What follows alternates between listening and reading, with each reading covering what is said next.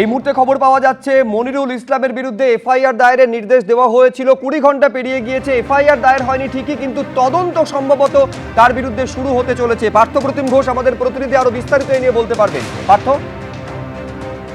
দেখো, এফআইআর করে তদন্ত নির্দেশ থাকলেও একেবারে মনিরুল ইসলামের বিরুদ্ধে অবশেষে যেটা জানা যাচ্ছে যে জেলা শাসক নির্দেশ দিয়েছেন এসডিও কে তদন্ত করার জন্য।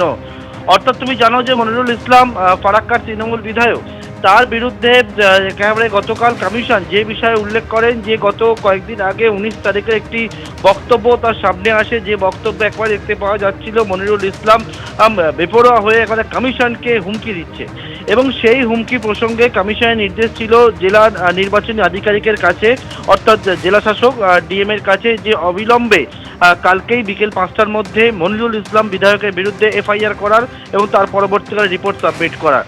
কিন্তু আমরা দেখেছি যে কোনো রকমভাবে পুলিশের কাছে কিন্তু জেলাশাসক কোনো অভিযোগ দায়ের করেননি, এবং তার পরবর্তীকালে কিন্তু সেক্ষেত্রে কোনো এফআইআর ট্রিট হয়নি। অবশেষে আজকে যে বিষয়টা জানা যাচ্ছে এবং জেলাশাসক যে বিষয়টা জানিয়েছেন যে ফারাক্কার তৃণমূল বিধায়কের বিরুদ্ধে তদন্ত শুরু হলো, এবং সেই তদন্তটা হচ্ছে জেলাশাসকের নির্দেশে এসডিও বা সাব ডিভিশনাল অফিসার ওনাকে কিন্তু গোটা বিষয় তদন্ত করে খতিয়ে দেখার নির্দেশ দেওয়া হয়েছে। জেলাশাসকের তরফ থেকে সেই নির্দেশ দেওয়া হয়েছে, এবং জেলাশাসক মুর্শিদাবাদে তিনি জানিয়েছেন যে এসডিওকে বলা হয়েছে যে ফারাক্কার তৃণমূল বিধায়কের যে বক্তব্য সামনে এসেছিল, যে হুমকি দেওয়ার বিষয়, অর্থাৎ একেবারে কমিশনকে একবারে লাঠি দিয়ে কমিশনকে আঘাত করার যে বিষয় সামনে এসেছিল, সেই পরিপ্রেক্ষিতে কিন্তু তদন্ত করার নির্দেশ দেওয়া হয়েছে। জেলা শাসকের নির্দেশ, এটা হচ্ছে এসডিওকে নির্দেশ দেওয়া হয়েছে তদন্ত করার জন্য। এফআইআর করার নির্দেশ থাকলেও পুলিশের কাছে এফআইআর না হলেও মনিরুল ইসলামের বিরুদ্ধে জেলা শাসকের নির্দেশে এসডিও তদন্ত শুরু করেছে। ধন্যবাদ পার্থ।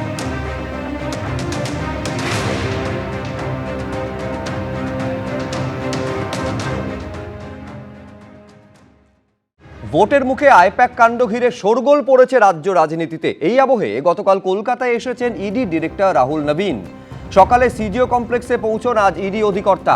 ইডি অফিসারদের সঙ্গে দেখা করবেন ইডি ডিরেক্টর রাহুল নবীন। প্রতীক জৈনের বাড়িতে তল্লাশিতে যে ইডি আধিকারিকেরা ছিলেন তাদের সঙ্গেও কথা বলবেন রাহুল নবীন। 8ই জানুয়ারি অভিযানে দিল্লির কয়েকজন অফিসার ছিলেন বলে সূত্রের খবর। তাদের সঙ্গে ইতিমধ্যেই আলাদা আলাদা করে কথা বলেছেন ইডি ডিরেক্টর। প্রকাশ সিনহা আমাদের প্রতিনিধি এ নিয়ে আরো বিস্তারিত বলতে পারবেন। প্রকাশ, নিঃসন্দেহে সব থেকে গুরুত্বপূর্ণ হচ্ছে প্রতীক জৈনের যে বাড়িতে যে ইডি আধিকারিকরা গেছিলেন তাদের সঙ্গে আলাদা করে কথা বলার সম্ভাবনা রয়েছে ইডি ডিরেক্টরের। কি খবর পাচ্ছ?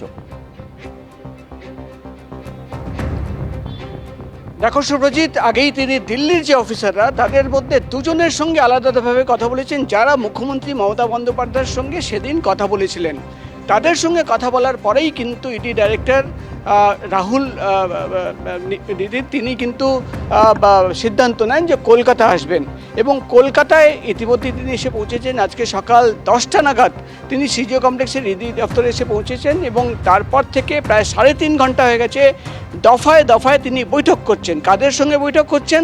তিনি সেই সমস্ত অফিসারদের সঙ্গে কথা বলছেন যারা প্রতীক জৈনের বাড়িতে এবং আইপ্যাকে অফিসে সেদিন কিন্তু তল্লাশি অভিযানে ছিল এবং তদন্ত চালাচ্ছিল। তাদের সঙ্গে তিনি কথা বলছেন এবং কথা বলে জানার চেষ্টা চালাচ্ছেন যে সেদিন হঠাৎ কি হয়েছিল, এমন কি পরিস্থিতি তৈরি হয়েছিল যে মুখ্যমন্ত্রী আসেন এবং সমস্ত নথি, ডকুমেন্ট, ডিজিটাল এভিডেন্স তিনি নিয়ে সেখান থেকে বেরিয়ে যান।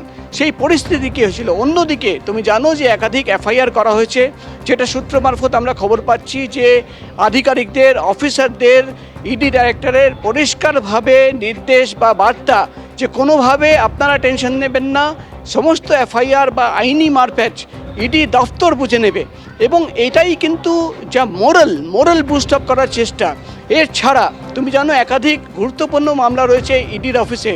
নতুন কয়লা পাচারের একটা তদন্ত শুরু হয়েছে, সেই মামলার কতটা অগ্রগতি রয়েছে, কী এভিডেন্স তথ্য সামনে এসছে, সেই তথ্য সামনে রেখে আগামী দিনে সেই সমস্ত মামলা কিভাবে এগোবে তার একটা ব্লুপ্রিন্ট তৈরি করে দেওয়া। তুমি জানো কয়েক মাসের পরেই কিন্তু বিধানসভা ইলেকশন, এবং বিধানসভা ইলেকশনের ঠিক আগেই ইডি ডাইরেক্টর কলকাতায়, এবং আইপ্যাকের ঘটনার পর এই প্রথম তিনি কলকাতায় এসে একদিকে যেমন সেদিন প্রতীক জৈনের বাড়ি এবং আইপ্যাকের অফিসে যে অফিসাররা তল্লাশি অভিযানে ছিলেন তাদের সঙ্গে কথা বলছেন। অন্যদিকে তিনি কিন্তু যেটা ইডি সূত্রের খবর ব্লুপ্রিন্ট তৈরি করছেন যে আগামী দিন ইডির যে একাধিক গুরুত্বপূর্ণ মামলা রয়েছে সেই মামলার কিভাবে তদন্ত হবে, কিভাবে সেই তদন্ত এগোবে, এবং যেটা ইডি সূত্র মারফত আমরা খবর পাচ্ছি যে সেই সমস্ত গুরুত্বপূর্ণ মামলার যারা তদন্তকারী অফিসার, জয়েন্ট ডাইরেক্টর লেভেলের অফিসার, অ্যাসিস্ট্যান্ট ডাইরেক্টর লেভেলের অফিসার, তাদের সঙ্গে তিনি কিন্তু 1-to-1 কথা বলছেন এবং